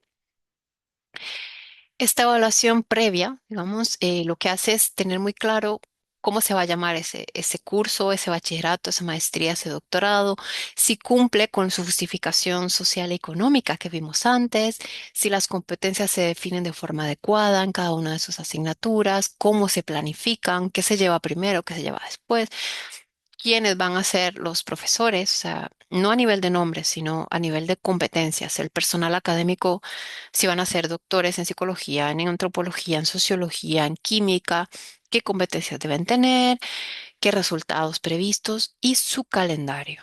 ¿Vale? Debemos todo esto presentarlo antes de tener la verificación. Con el monitor, pues también vamos viendo que eso se vaya cumpliendo y si todo sale según lo previsto, tenemos una evaluación favorable. Este proceso es, creo que muy parecido a cómo se da en el CONEAU, cómo se dan otras agencias de cada uno de vuestros países. Más o menos esta es la lógica. ¿Vale? Tú presentas propuesta, se te aprueba o no, con mejoras o así como está, lo pones en marcha y se evalúa al final. Luego, para trabajar la posición de auditoría, digamos, o observar que internamente las instituciones estén cumpliendo con la calidad, existe el programa Audit. También os dejo aquí el enlace. Este programa, valga la redundancia, lo que hace es auditar, ¿vale? Entonces tiene que basarse en el modelo de asegurar la calidad interna. O sea, confirmar que todo lo que se está haciendo sea coherente, transparente, replicable, que haya información pública sobre los servicios, que sea sostenible económicamente y analiza los resultados de aplicación. También, bueno, os voy poniendo aquí algunos ejemplos, ¿no? Un ejemplo sería cómo el centro o la universidad define su política y sus objetivos de calidad, si estos están realmente alineados, no tienen que ser los mismos, ¿no? A los de EES, ¿sí? Hemos dicho que hay una flexibilidad o una autonomía universitaria. Entonces, yo puedo tener un, un margen de mejora importante y de flexibilización respecto a los objetivos de EES, pero deben estar alineados, ¿sí? Esa es la propuesta. Yo no puedo crear asignaturas con un creditaje que a mí me convenga y que no esté en línea con Europa. Deben estar alineados los creditajes, el grado, máster y doctorado, por ejemplo. Debe estar muy claro también cómo un estudiante que estudia en mi universidad va a convalidar su título en otra universidad o si viene un estudiante extranjero, ¿qué le voy a pedir para que para que pueda cursar en mi universidad estudios? Todo esto tiene que quedar muy claro, digamos, a efectos de validación. También hay un tema, ya con esto voy a ver, ahora sí, con esto voy cerrando. Para hacer acreditación institucional hay algunos requisitos que son particulares, ¿vale? Del modelo europeo. Por ejemplo, los requisitos son que para acreditarte a nivel de institución, a nivel de universidad, tienes que tener más del 50% de tus grados acreditados. Por ejemplo, la mitad de tus carreras de pregrado, de licenciatura, deben estar ya evaluadas, revisadas y con una acreditación favorable y más del 50% de los másteres. Erika, bienvenida. Dice, me encantó la sesión, me debo retirar. No te preocupes, muchas gracias por estar. Que vaya muy bien. Entonces, si tú no tienes la mitad de los grados y los másteres acreditados, no se puede acreditar la institución. ¿Vale? Entonces, no podemos acreditar primero la universidad y después los programas. Esto más o menos es coherente también en otros espacios universitarios. Primero vamos desde lo micro que decíamos antes, meso, que serían los programas, hasta lo macro, que sería la universidad. ¿Sí? Vamos poniendo piedra sobre piedra. Un ejemplo, ¿sí? De España. En España dijimos que, bueno, la NECA es la agencia que lidera los programas y, por ejemplo, tú tienes el programa Docentia. El programa Docentia lo que hace es evaluar la calidad del profesorado universitario. Para eso, pues, el profesorado tiene que llenar una rúbrica de autoevaluación, casi que un ensayo reflexivo, pero también tu alumnado te va a calificar, se recoge observación, otros compañeros docentes también evalúan, personal externo y se crea todo una evaluación sobre tu docencia en un periodo de a veces 2, 3 o 5 años. ¿Sí? Más o menos esa es la propuesta. ¿De qué te sirve esta evaluación? Te sirve para luego acceder a posiciones más altas en el escalón, digamos, de profesores. Aquí en España sería profesor ayudante doctor, que sería el primero cuando eres doctorado, cuando terminas el doctorado, perdón, luego contratada doctora, profesora titular, luego catedrática, ¿sí? Sería como lo último, la catedrática. Para cada uno de ellos, los programas de docencia te van a servir, te dan un indicador de calidad de tu evaluación en el ejercicio de la docencia. Entonces son importantes porque además las universidades españolas están obligadas a tener sus títulos oficiales a procesos de revisión. Da igual si eres una universidad pública o privada, la idea es que se haya producido esta evaluación en tu profesorado. Aquí, bueno, se establecen algunos criterios si los queréis ver o lo he puesto, o os he puesto los criterios concretos. Otro ejemplo sería lo que os conté al principio, ¿no? Los créditos STS. Antes de los créditos de Bolonia, en España, digamos, en la Ley de Regulación Universitaria de 1983, equivale un crédito a 10 horas lectivas, ¿verdad? Digamos, en ese momento, creo que lo estabas comentando antes, que en Perú era parecido, Leticia, me parece que lo había comentado. Con el cambio de Bolonia, un crédito STS equivale a 25 a 30, de 25 a 30 horas de esfuerzo del alumno. ¿Por qué este cambio? Porque Bolonia plantea un sistema competencial que está pensado para que el alumnado tenga clases teóricas y clases prácticas. Entonces, los STS, o sea, los créditos, ya no son iguales a 10 horas, sino que equivalen también a horas fuera de clase, equivalen a horas de clase, horas de práctica, pero también a horas de laboratorio, clases teóricas, esfuerzo de lectura y demás. Entonces, hay un cambio importante y todos los títulos españoles ahora tienen que estar en esta legislación, en esta organización de créditos, ¿vale? Otro ejemplo de evaluación de la calidad, viendo esta pirámide micro-meso, ¿vale? Docentia, como dije, es este programa de la NECA, pero también la idea es que esté organizado igual en otros países. Es decir, yo en España me evalúo con Docentia, pero mis compañeras que están en Portugal también lo van a hacer. O sea que al final vamos a ir garantizando o intentando que haya la misma calidad en todos los espacios europeos. Algunas iniciativas, como la misma UNIR, hacen este proceso a nivel interno, es decir, antes de que tú como profe te evalúes en el Docentia Nacional, tu universidad te permite participar en un Docentia dentro de tu facultad. Digamos que en la pirámide de Hughes sería un micro, sería el nivel micro, porque tú te estás primero evaluando con los mismos criterios, ¿vale? Con los mismos criterios de la NECRA, pero a lo interno de tu facultad, obtienes esa retroalimentación, también identificas tus propios aspectos de mejora y la universidad te da también cierto apoyo para que puedas mejorar. Y finalmente, otro ejemplo, y ya con esto me gustaría que fuéramos al espacio compartido del Inuit, el programa Erasmus. No sé si lo conocéis.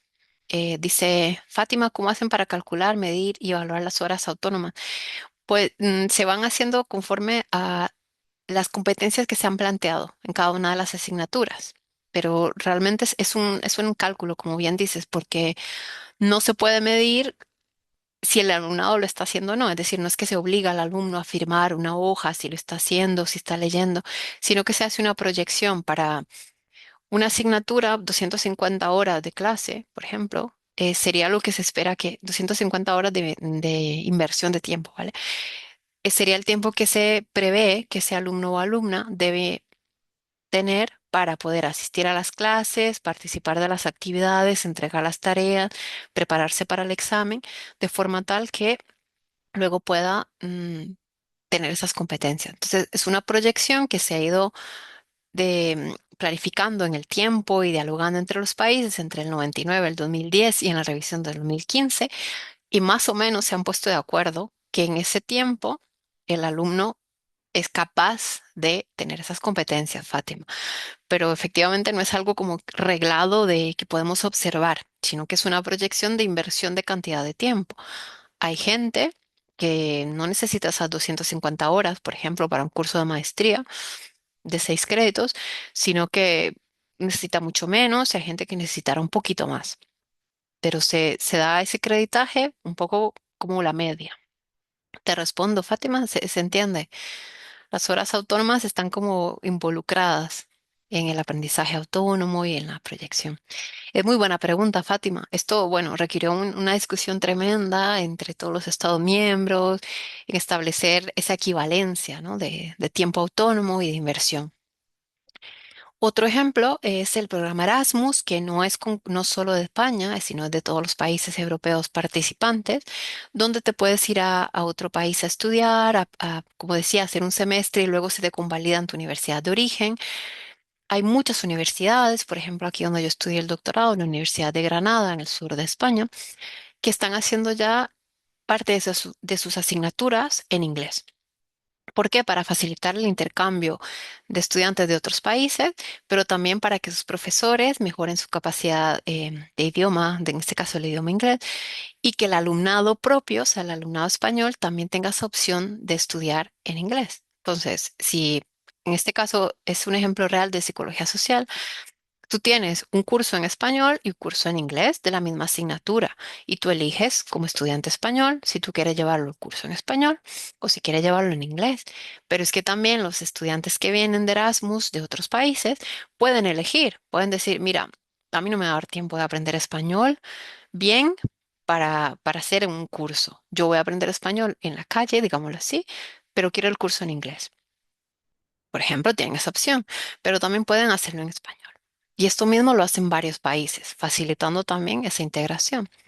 También hay prácticas de movilidad para los profesores, constantemente hay programas de becas donde tu universidad te da un incentivo económico, aunque es modesto, muy pequeñito, pero te permite salir, ir a otra universidad, a otro país, aprender cómo se hacen las cosas o hacer proyectos de investigación compartida.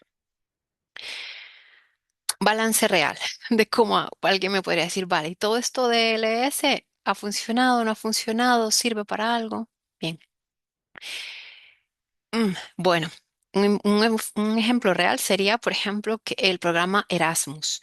Realmente se ha visto que este programa está haciendo que los estudiantes puedan tener más movilidad estudiantil, hay mucho más apoyo entre países, lo que os contaba de los cursos en otros idiomas.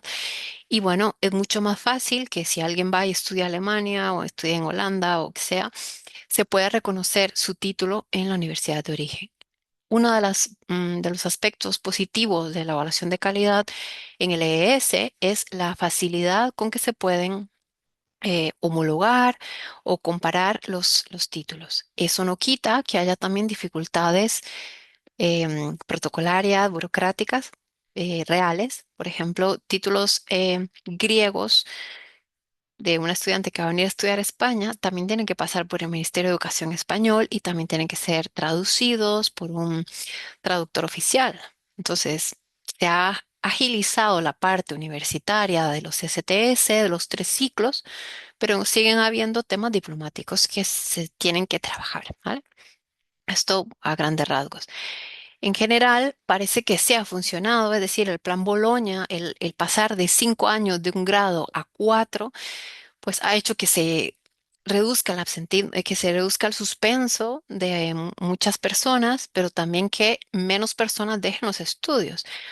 Pero tiene su lado negativo y es que se ha condensado mucho la materia. Entonces ahí, pues, en algunas asignaturas ha habido problemas en ese caso, en ese sentido, mejor dicho. Cuestiones positivas a grandes rasgos. Bueno, hay convergencia entre los sistemas educativos. Se ha visto que todo lo que hemos ido proponiendo se va cumpliendo y facilita la comparación, pero algunos países, por su proceso socioeconómico e histórico, van más rápido, tienen más capacidades y otros van más lento. Entonces, se sigue notando la disparidad. Esto es importante decirlo. La movilidad estudiantil ha sido importante, pero todavía hay problemas en cuanto al ingreso económico, en el trato igualitario, sigue habiendo deficiencias en la inclusión, en la calidad de igualdad de oportunidades. La calidad educativa ha mejorado, hay más confianza entre las instituciones, pero todavía algunos estudiantes indican que, bueno, no se tienen sus estándares a lo mejor en el máximo de calidad en sus países y que eso afecta la calidad educativa. Es decir, no todos los espacios educativos, llámese universidades o países, están en el mismo punto. O sea, sigue habiendo dificultades y la calidad sigue siendo diferente. Empleabilidad y resultados laborales. Bueno, también hay dificultades en cuanto a los espacios de mercado laboral de cada país. En España, por ejemplo, tiene uno de los jóvenes con mayor capacidad en cuanto a títulos, ¿no? Están sobrecapacitados, dirían algunos estudios, pero es de los que tiene más dificultad de empleabilidad. Es decir, hay gente muy preparada en cuanto a títulos universitarios, pero no hay mercado laboral, no hay oportunidades laborales. Y como decía, todavía falta mucho el tema de oportunidad para grupos sociales minoritarios o con barreras relacionadas con temas socioeconómico, étnico o incluso de diversidad funcional o discapacidad. Todavía esto no funciona como una panacea. Se ha implementado una buena base, pero sigue habiendo dificultades. Entonces, bueno, voy a dejarlo un momento ahí. Creo que he comentado todo lo que deberíamos ver hoy. Y ahora, pues me gustaría escucharos y si alguien no puede hablar o no quiere, os voy a poner aquí un enlace en el chat donde podemos ir agregando estas notas. Nos dice Alicia, muy agradecida a los enlaces que nos estás compartiendo porque parte de esta información estaba en los vídeos de clases magistrales que se retiraron de la plataforma. Me había quedado inconclusa. No, no sabía esto, que se han retirado, Alicia. No sé, la verdad. Esto no lo sabía, pero bueno, ahí tenéis toda la información. ¿Sí? Sí, la verdad complementa muchísimo, porque yo me quedé con la información inconclusa de un día para el otro que lo sacaron y bueno, ahora veo que complementa un poco con las notas que tenía estos detalles. Pues sí, eso de aquí encantado. Es decir, a mí las diapositivas a mí me gustan solo si sirven para que luego el alumnado se lo pueda dejar y hacer algo útil con ella. Si no, es aquí un monólogo. Entonces, ahí lo tenéis, ¿vale? Marcelo hace una pregunta que creo que es muy importante, em, que tiene que ver con cómo evitar que los sistemas de aseguramiento de la calidad se transformen en procesos burocráticos y no en verdaderos motores de mejora. Esto es la eterna pregunta y el eterno dilema. Ya te voy respondiendo, ¿vale? Tenéis aquí esta herramienta que es gratuita, ¿vale? Entonces a la derecha tenéis las notitas, podéis pinchar sobre una, escribir lo que queráis y le das a post, ¿vale? Ahí podemos ir poniendo. Entonces, el cómo evitarlo, Marcelo, en el mismo proceso de evaluación de la calidad, estaba pensado en cuanto a dos criterios. Uno, aseguramiento interno, es decir, que haya una cultura, como creo que hablamos al principio de la clase, una cultura organizacional que entienda que esto no es solamente llenar papeles para cumplir, sino que realmente las personas, porque al final somos personas, nos sintamos involucradas en un proceso que nos va a producir algún cambio para mejor. Sí, entonces, un punto sería ese criterio de cambiar o mejorar la cultura organizacional, tratando de entender que la mejora conlleva también un reconocimiento de más oportunidades, tal vez incentivos económicos o disminución de carga docente, o sea, que sirva para algo, no solamente para llenar. Eso es uno.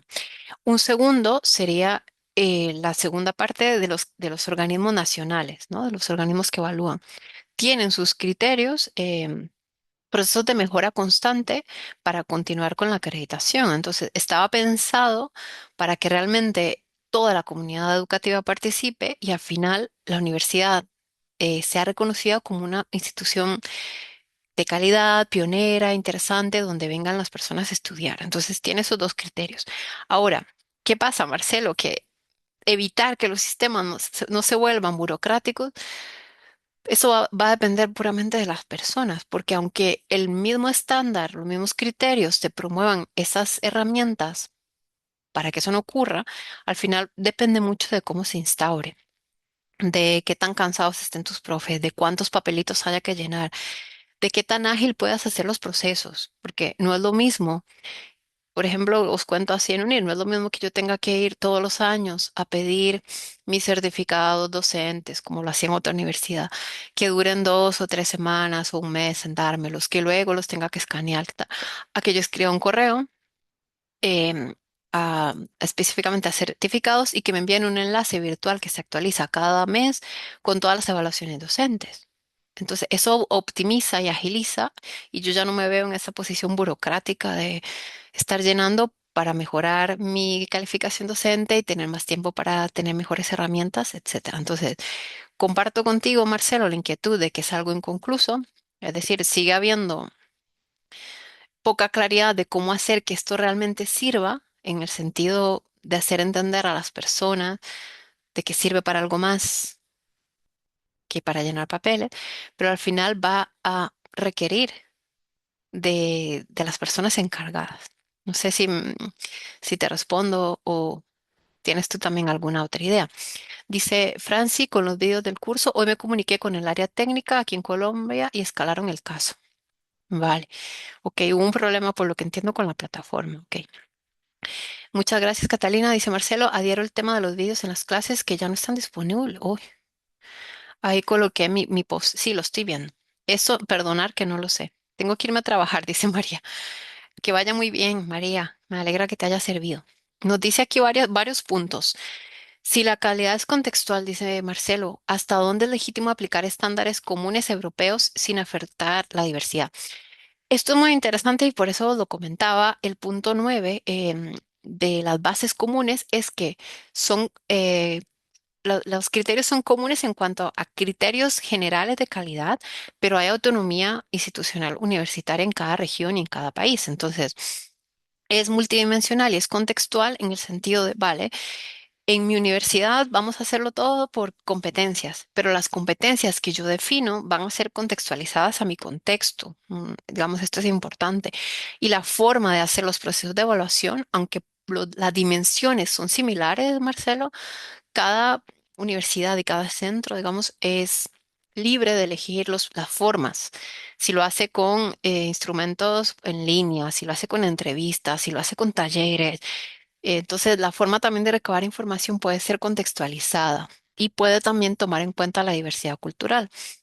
Aquí yo no conozco, como es el caso, por ejemplo, de Colombia o Bolivia, universidades indígenas, por ejemplo. No las conozco en Europa, pero sí hay universidades específicas que tienen un trasfondo, digamos, cristiano, católico, o que están más orientadas a una inserción romaní o etcétera. Entonces, esa diversidad cultural sí se respeta.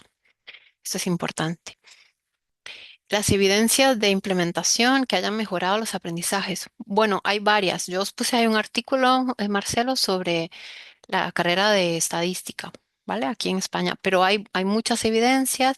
Los mismos criterios y las agencias nacionales tienen en sus páginas web esas evidencias y esas transparencias de que han funcionado, ¿vale? A veces mejor, a veces peor, pero a nivel de país y a nivel de región siguen habiendo fallas. También dices, Marcelo, ¿cómo se equilibra la formación por competencias orientada a la empleabilidad con una educación superior crítica? ¿Cómo se equilibra? Uf, bueno, ese equilibrio, debo decirte que, bueno, es peligroso en el sentido de que las universidades se supone que son espacios de pensamiento crítico, ¿sí? Pero también son espacios de control ideológico, ¿vale? ¿Entendéis lo que quiero decir? Entonces, es delicado porque depende del país y del contexto, ese equilibrio se da menos o más, ¿sí? Pensé que era la única que no podía ver las clases, dice Carolina. Ah, pues lo siento. Mira, voy a hacer una cosa. Voy a entrar al curso para ver eso. Dice Marcelo, agradecida por responder a cada pregunta. Además, les comento, el tema de vídeos es por cambio de plataforma. No estarán disponibles y debemos realizar la evaluación con el material que tenemos. Verifiquen el calendario. El 21 se cierra el cuestionario. Sí. Entonces, mientras vais escribiendo, vuelvo aquí al curso, ¿vale? Vuelvo al curso a nuestro campus, ¿vale? Aquí tenéis en archivos, tema 4 en PDF, que lo he subido hoy, ¿vale? Aquí lo tenéis. Aquí no hay nada, no hay nada más. Y luego las clases,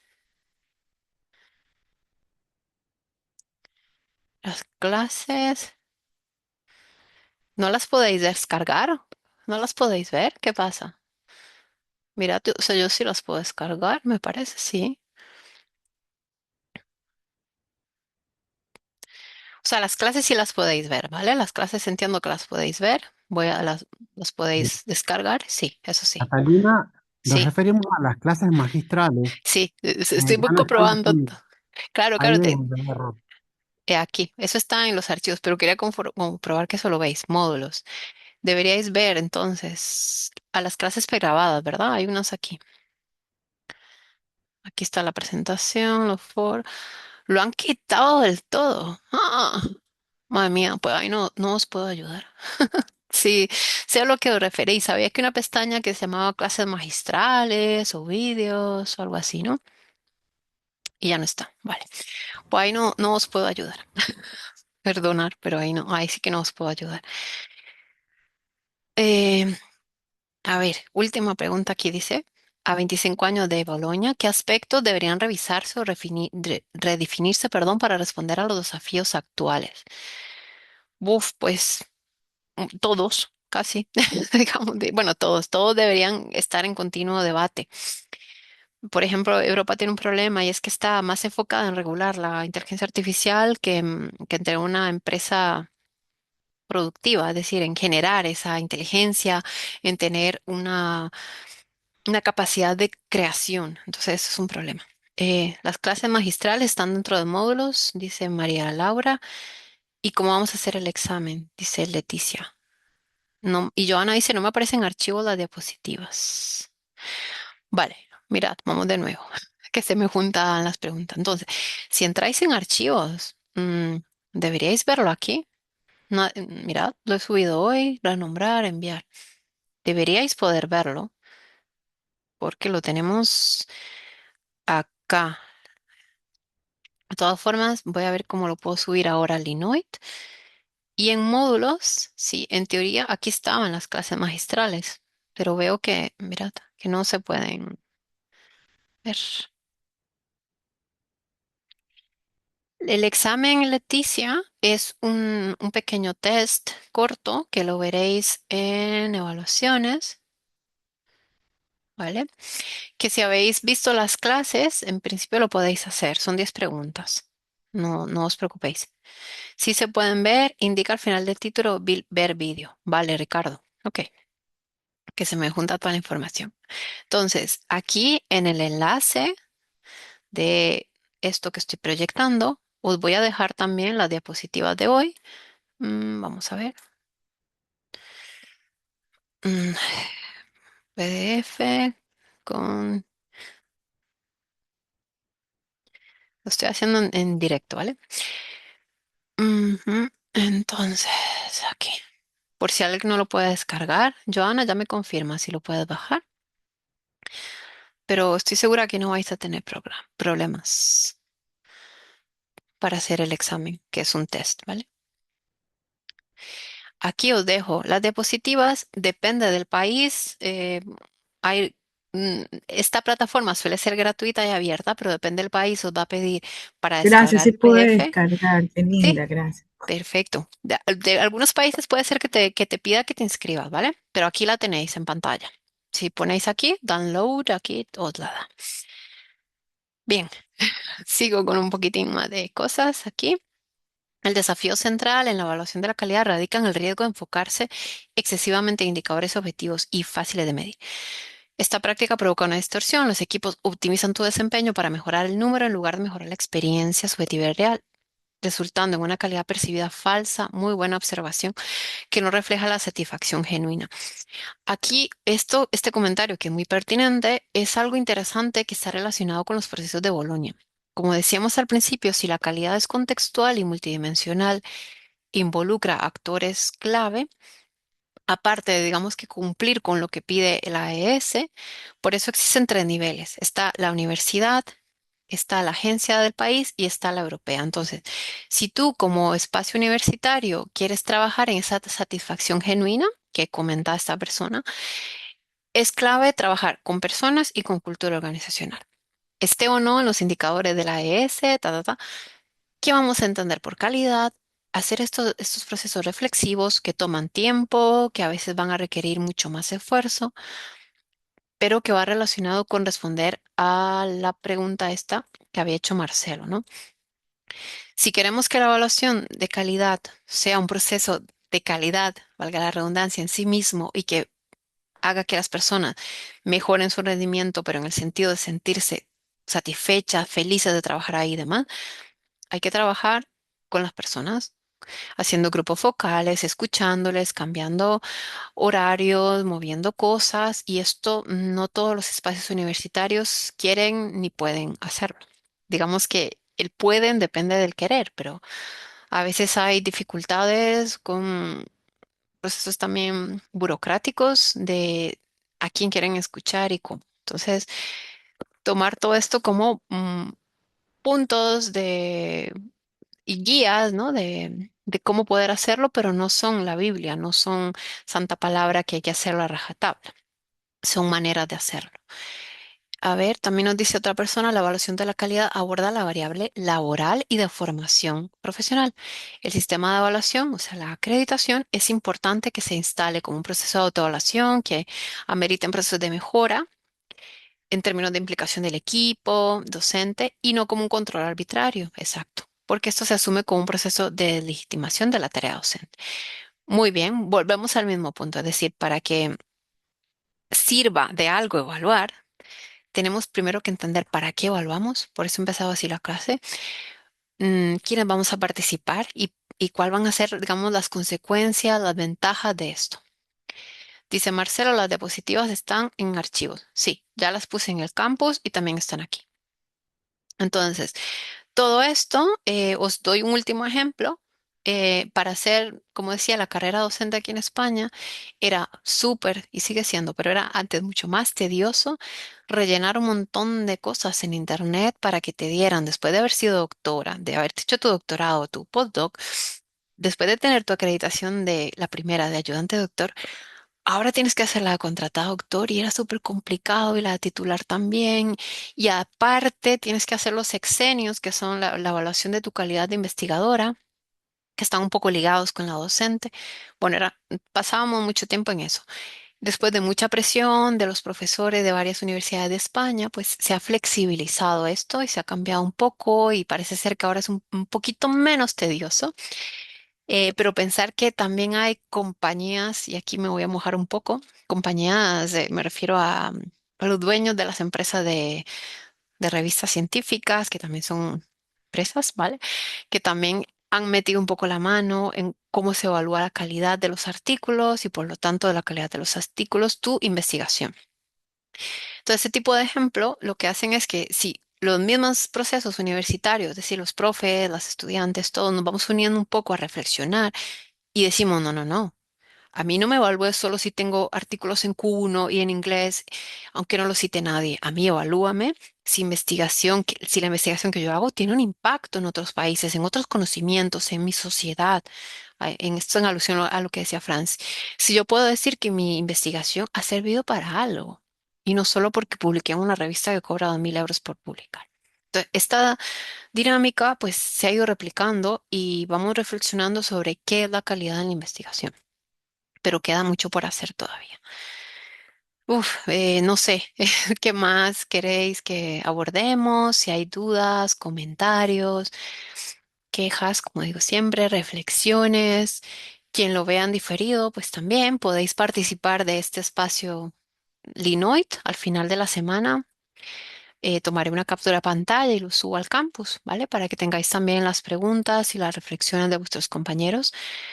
En síntesis, bueno, se ha hecho este esfuerzo de transformar la educación europea, ha mejorado algunas cosas, lo pongo aquí para que lo veáis. Se han hecho avances importantes porque pensar que son varios países, ¿vale? No es solamente uno o varias universidades, son varios países, varias universidades y muchos modelos de entenderlo. Entonces, se han hecho reformas importantes que promueven la calidad. Esa sería la mejor palabra, la promueven, pero no la garantizan, ni son fijos. Y hay desafíos importantes, es decir, sigue habiendo dificultades en la financiación, en el apoyo socioeconómico, en la inclusión real y en algo que vosotros habéis identificado muy bien, que es la cultura organizacional. Es decir, cómo no hacer de esto una titulitis, pero en el sentido burocrático de acreditarme y de poner los checks, sino que la reflexión sobre calidad funcione para algo más.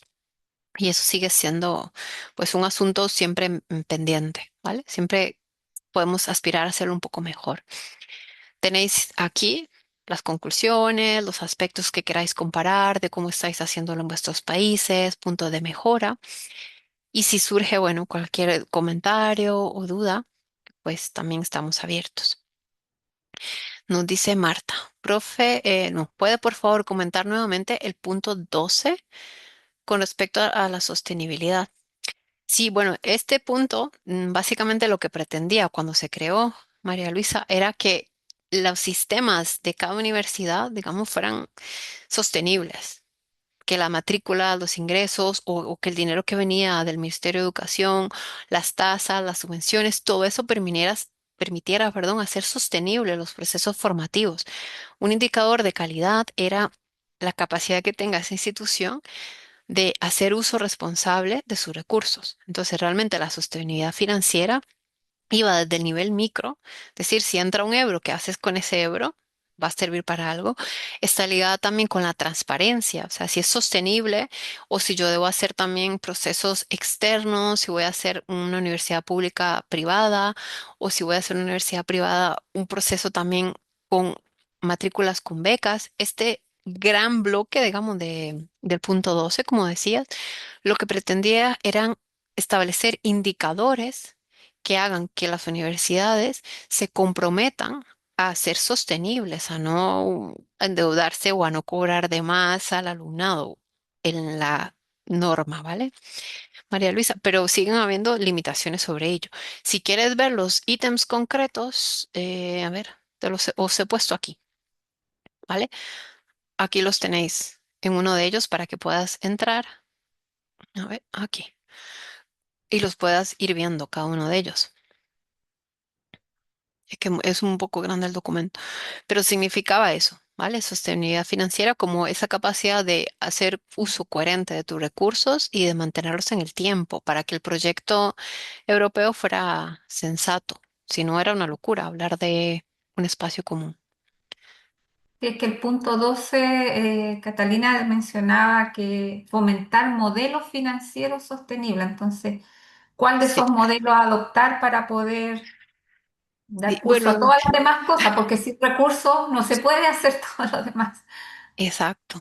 Entonces, eso, bueno, cada universidad puede decidir un poco, es decir, no hay un Mm, único modelo. Eso va ligado con el punto 9, creo, ¿no? De la autonomía.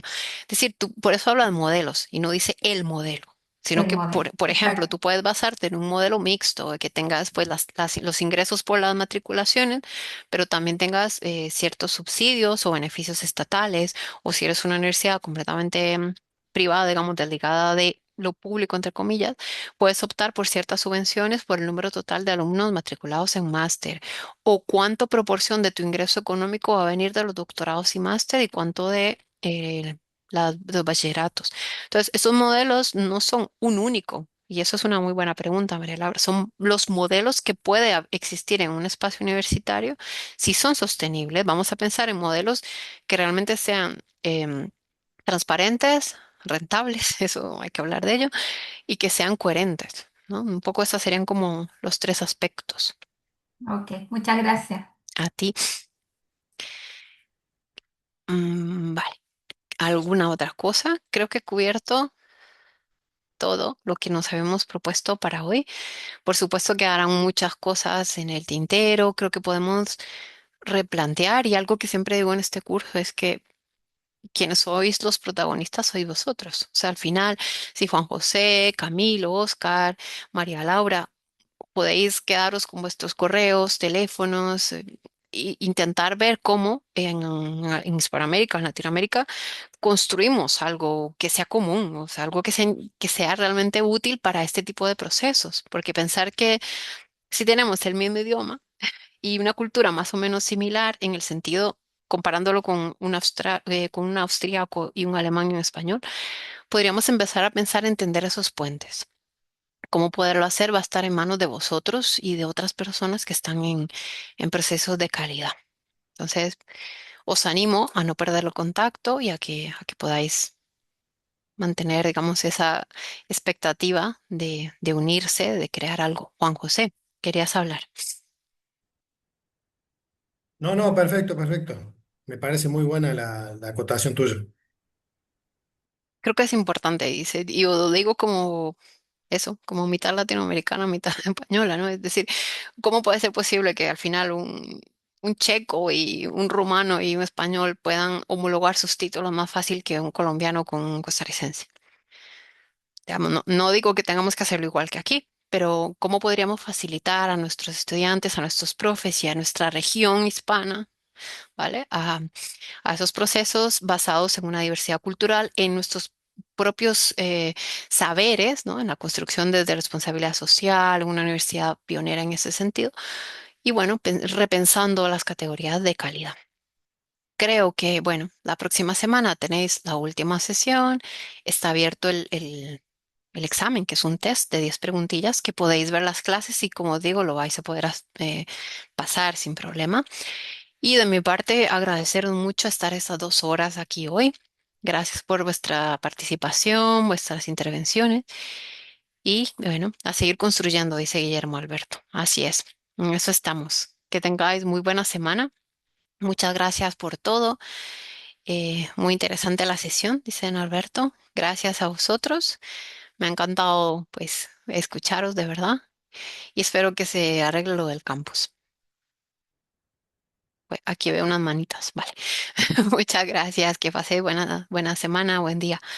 Hasta luego. Chao. Hasta luego. Muchas gracias. Que esté A muy bien. vosotros. Igualmente. Chao. Un gusto. Hasta luego, gracias, buenas tardes. Buenas tardes. Listo, buenas tardes, muchas gracias. A ti, adiós. Chao. Hasta luego.